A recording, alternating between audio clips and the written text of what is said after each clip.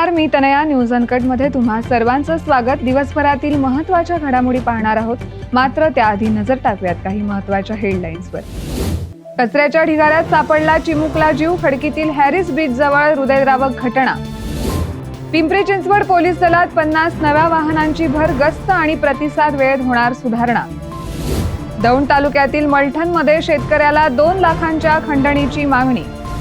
आणि धाराशिवमध्ये 29 आणि 30 मे रोजी 32वे भारतीय नवोदित मराठी साहित्य संमेलन. आता पाहूयात बातम्या विस्तारानं. खडकीतील हॅरिस बीच जवळ एक हृदयद्रावक प्रकार समोर आलाय. कचरा गोळा करण्यासाठी गेलेल्या कर्मचाऱ्याच्या नजरेस कचऱ्यात 1.5 ते 2 वर्षांच्या बाळाचा मृतदेह आढळून आलाय. त्या कर्मचाऱ्यानं तात्काळ पोलिसांना माहिती दिल्यावर घटनास्थळी तपास सुरू झाला. पोलीस उपायुक्त रजनीकांत चिलुमुला यांनी सांगितलंय की कचरा गोळा करणाऱ्याला कचऱ्यात एक छोटंसं बाळ पडलेलं दिसलं. प्राथमिक माहितीत बाळाचं वय अंदाजे 1.5 ते 2 वर्ष असावं. सध्या बाळाचा मृतदेह पोस्टमॉर्टमसाठी पाठवण्यात आलाय. शहरातील कायदा व सुव्यवस्था अधिक बळकट करण्याच्या दृष्टीनं पिंपरी चिंचवड पोलीस आयुक्तालयात 8 4-चाकी व 42 दुचाकी अशा एकूण 50 नव्या वाहनांचा ताफा समाविष्ट करण्यात आलाय. या नव्या वाहनांमुळे पोलीस यंत्रणेची गस्त क्षमता व प्रतिसाद वेळ अधिक प्रभावी होणार आहे. यामध्ये 8 स्कॉर्पिओ आणि 4-चाकी वाहने आणि 42 होंडा ऍक्टिव्हा दुचाकींचा समावेश आहे. पोलीस आयुक्त विनायकुमार चौबे यांच्या कार्यकाळात दलाचे आधुनिकीकरण व सुसज्जता यावर विशेष भर देण्यात आला.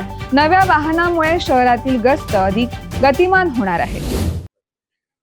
पिंपरी चिंचवड पोलीस आयुक्तालय हे नव्याने बनवण्यात आलेलं आहे 2018 पासून. याच्यामध्ये आयुक्तालयाचे अत्याधुनिक साहित्य आणि सामुग्री त्या ठिकाणी आपल्याकडे चांगल्या प्रकारे आपल्याला मिळत आहे. आता सुद्धा आपल्याला जिल्हा नियोजन समितीच्या माध्यमातून, शासनाच्या माध्यमातून या ठिकाणी आपल्याला आता यापूर्वी सुद्धा नवीन पोलीस स्टेशनसाठी सुद्धा गाड्या बोलेरो असतील त्या मिळालेल्या होत्या. आज सुद्धा आपल्याला स्कॉर्पिओ गाड्या स्कॉर्पिओ गाड्या 8 ह्या मिळालेल्या आहेत. त्याच्यामध्ये याचा उपयोग VIP मुवमेंट्स असेल किंवा पोलीस स्टेशन नव्याने बनवलेले असतील त्यांच्यासाठी याचा उपयोग होणार आहे. त्याचबरोबर जे 42 टू व्हीलर्स आलेले आहेत होंडा ॲक्टिव्हा, याचा उपयोग दामिनी पथक जे महिलांच्या आणि लहान मुलींच्या आणि त्याचबरोबर वयोवृद्ध व्यक्ती यांच्या सुरक्षेसाठी त्या ठिकाणी दामिनी स्क्वॉड त्या ठिकाणी तत्पर आहे. याच्यासाठी या 42 टू व्हीलरचा वापर होणार आहे. त्याचबरोबर यापूर्वी सुद्धा आपल्याला वेगवेगळ्या पोलीस स्टेशनसाठी, त्याचबरोबर अधिकारी असतील, स्टाफ असेल, त्या सर्वांच्या वाहतुकीसाठी, त्यांच्या पेट्रोलिंगसाठी, नाईट पेट्रोलिंग असेल किंवा कोर्ट कामकाज असेल, इतर जिल्ह्यातील बंदोबस्त नेआण असेल, यासाठी मोठ्या प्रमाणात आपल्याला वाहनांची उपलब्धता शासनाच्या माध्यमातून आणि जिल्हा नियोजन समितीच्या माध्यमातून करण्यात आलेली आहे.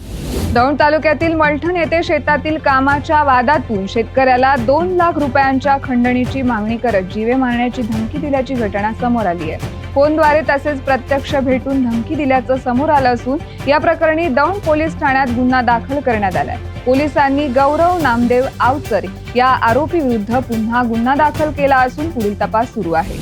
अखिल भारतीय मराठी साहित्य परिषदेतर्फे 32वे अखिल भारतीय नवोदित मराठी साहित्य संमेलन 29 व 30 मे रोजी धाराशिव येथे होणार आहे. साहित्य नगरीला लोकनेते अजितदादा पवार साहित्य नगरी असे नाव देण्यात आले असल्याची माहिती राष्ट्रीय अध्यक्ष शरद गोरे यांनी दिली आहे. या संमेलनात ग्रंथ दिंडी, परिसंवाद, कवी संमेलनासह विविध कार्यक्रम होणार असून देशभरातून सुमारे 900 साहित्यिक सहभागी होणार आहेत. अखिल भारतीय मराठी साहित्य परिषद या संस्थेच्या वतीने दिनांक 29 आणि 30 मे रोजी 32वा अखिल भारतीय नवोदित मराठी साहित्य संमेलन धाराशिव या ठिकाणी आम्ही घेणार आहे. या साहित्य संमेलनामध्ये देशभरातनं 900 साहित्यिक आपली उपस्थिती या संमेलनाला लावणार आहेत. आणि या साहित्य संमेलनामध्ये सामाजिक सगळ्या यक्ष प्रश्नांवरती भाष्य करता येईल का, अशा प्रकारचा आमचा प्रामाणिक प्रयत्न आहे. आणि या साहित्य संमेलनाच्या साहित्य नगरीस दिवंगत महाराष्ट्रातले लोकनेते, उपमुख्यमंत्री जे अजितदादा म्हणून लोकप्रिय होते, अजितदादा पवार यांच्या नावाने म्हणजेच लोकनेते अजितदादा पवार साहित्य नगरी असं नामकरण या साहित्य नगरीचं करण्याचं आम्ही ठरवलेलं आहे. कृषी पणन मंडळ महाराष्ट्र राज्य पुणे यांच्या मार्फत अमरावती जिल्ह्यात सुरू असलेली शासकीय तूर व हरभरा खरेदी केंद्र गेल्या 15 दिवसांपासून बारदान नसल्याचं कारण पुढे देऊन बंद ठेवण्यात आल्यानं शेतकऱ्यांमध्ये तीव्र संतापाची भावना निर्माण झाली आहे. यामुळे तूर व हरभरा उत्पादक शेतकऱ्यांमध्ये मोठं नुकसान झालं असून या पार्श्वभूमीवर संतप्त शेतकऱ्यांनी प्रकाश साबळे यांच्या नेतृत्वात जिल्हाधिकारी कार्यालयावर धडक देत प्रशासनाचे लक्ष वेधलंय. तूर उत्पादक शेतकरी आणि हरभरा उत्पादक शेतकरी सन्मानित जिल्हाधिकारी यांना भेटायला आलेले आहे. भेटायला आल्याने त्यांना इशारा द्यायला आले आहे. गेल्या 15 दिवसापासून कृषी पणन मंडळ पुणेतर्फे जे तूर खरेदी केंद्र आणि हरभरा खरेदी केंद्र जे 15 दिवसांपासून बंद आहे, त्या संदर्भात तक्रार करायला आले का खरेदी केंद्र का बंद आहे आणि खरेदी केंद्राचं मूळ कारण बंद असण्याचं त्या लोकांनी सांगितलं पणनवाल्यांनी की बारदाना नाही. हे क्षुल्लक कारण म्हणजे बघा की ताण लागल्यावर वीर खोदाचा प्रकार या प्रशासनाचा आणि पणन मंडळाचा आहे. आणि या 15 दिवसात हे व्यवहार ठप्प झाल्यामुळे तूर उत्पादक आणि हरभरा उत्पादक शेतकऱ्यांचे सर्व आर्थिक व्यवहार ठप्प झाले आहे. घरातले लग्न कार्याचा विषय असो, रेग्युलर क्रॉप लोन भरण्याचा विषय असो, काही खरेदीचे विषय असो, सर्व व्यवहार ग्रामीण भागाचे ठप्प झाले आहे. आणि सरकारचा शासकीय दर जास्त असल्यामुळे तूर उत्पादक आणि हरभरा उत्पादक शेतकऱ्यांचा कल शासकीय खरेदी केंद्राकडे आहे, खासगी कृषी उत्पन्न बाजार समितीकडे नाही आहे. म्हणून आज आम्ही सन्मानित जिल्हाधिकाऱ्यांना सांगायला आलो की तुमचं कृषी पणन मंडळ ऐकायला तयार नाही, तुमचं विभागीय सहकार निबंधक ऐकायला तयार नाही. त्यामुळे जिल्ह्याचे प्रमुख या नात्याने तुम्ही या तूर उत्पादक आणि हरभरा उत्पादक शेतकऱ्यांसाठी खरेदी केंद्र या 2 ते 3 दिवसात सुरू करा.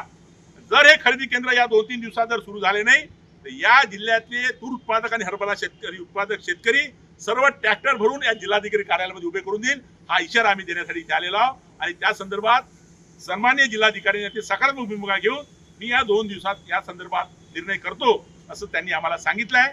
की आम्ही त्यांच्या आदरानं त्यांची सन्मानात त्यांच्या आदेशाची वाट पाहू. आरोग्यमंत्री प्रकाश आंबेडकर यांनी येत्या काळात शिवसेना पक्षात अनेक घडामोडी घडण्याचे संकेत दिलेत. अनेक आमदार, खासदार व माजी मंत्री शिवसेनेत प्रवेश करण्यास इच्छुक आहेत असं सांगितलंय. आगे आगे देखो होता है क्या असे म्हणत प्रकाश आंबेडकर यांनी टायगर ऑपरेशनचे संकेत दिलेत. निश्चितपणानं या सगळ्या गोष्टी सातत्यानं होत राहतील, यालाच एकनाथ शिंदे साहेब म्हणतात. त्यामुळे सातत्यानं भाकरी फिरवणं, काम करणाऱ्या कार्यकर्त्याला संधी देणं, जे लोक योग्य पद्धतीनं काम करतात त्या सगळ्या माणसांना अधिक चांगल्या पद्धतीनं पाठबळ देणं, ह्या सगळ्या गोष्टी साहेब करत असतात. त्यामुळे संकेत नाही, सगळ्या गोष्टी पुढे अशाच होत राहतील. साहेब, एक शेवटचा प्रश्न आहे की अनेक खासदार शिवसेना पक्षात येणार आहे, तसं धाराशिवच्या खासदारांचंही नाव घेतलं जातं. वस्तुस्थिती काय, पक्षात खरंच चर्चा त्या निमित्तानं चालू आहे काय? मी आपल्याला सांगतो, शिवसेनेमध्ये येणारं इन्कमिंग आपण जर बघितलं तर आता कुठलीही निवडणूक नाही, कुठल्याही पद्धतीचा आज गडबडीने माणसाने यायला पाहिजे अशातला भाग नाही. परंतु सामान्य कार्यकर्त्यापासून आमदार, खासदार, मंत्री, माजी मंत्री सगळे लोक आणि सगळ्या उत्स्फूर्त अशा पद्धतीचा जनसमुदाय शिवसेनेबरोबर आदरणीय एकनाथ शिंदे साहेबांच्या कामावरती विश्वास व्यक्त करून येतो. त्यामुळे साहजिकच अनेक लोक येत राहतील, यामध्ये एकच व्यक्ती असं म्हणता येणार नाही. बघता बघता आगे आगे देखो होत आहे. स्वराज्याची राजधानी असलेल्या किल्ले रायगड येथे पर्यटक आणि शिवप्रेमींना रायगड रोपवे विना अपघात 30 वर्ष सेवा देते. मात्र एखादी दुर्घटना घडली तर बचाव कार्य कसे होईल याचे प्रात्यक्षिक करण्यात आलंय. रायगड रोपवेच्या लोअर स्टेशन जवळ NDRFच्या जवानांनी हे बचावाचे प्रात्यक्षिक सादर केलंय.